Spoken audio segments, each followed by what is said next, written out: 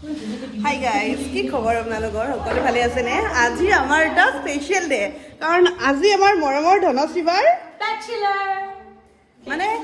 মানে ছোৱালীজনী গৈ আছে এংগেজমেণ্ট হ'বলৈ, আৰু তাৰ আগতে আমি ছোৱালী মিলি এটা খানা খাম।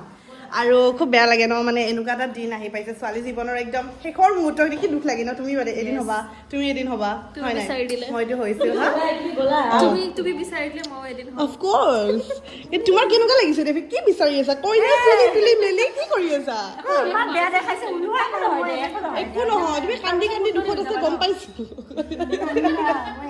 একদম দুখ লগা নাই মোৰ, একদম দুখ লগা নাই গাইজ। মন পচন্দৰ ল'ৰা পালে আৰু দুখ লগা নাই, এক্সাইটমেণ্ট লেভেলটো হাই হৈছে যে সেইটো। আৰু চাওকচোন কি ধুনীয়াকৈ ডেক'ৰেশ্যন কৰিছোঁ, আৰু আমাৰ পুৰা খুব ধুনীয়াকৈ ডেক'ৰেশ্যন হৈছে, আৰু আমাৰ খানা চব চলি আছে। এইফালে পল্লৱী মোবাইলত ব্যস্ত,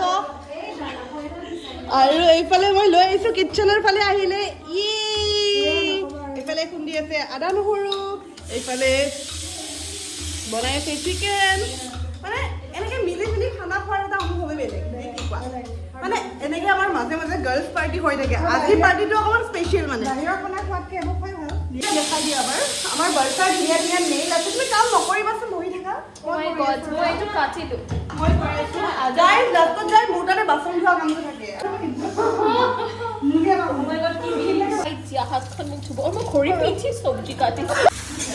এয়া আমাৰ দৰ্শনা এতিয়া বাদাম ফ্ৰাই কৰিছোঁ, বাদাম ফ্ৰাই কৰি আছে।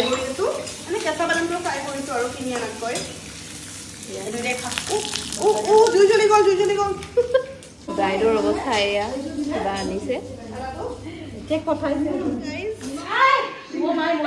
আমি হৈ গ'লো ৰেডি। আমি চব ব্লেক আৰু আমাৰ মৰম লগা কইনাজনীও বাইক কিনিছে।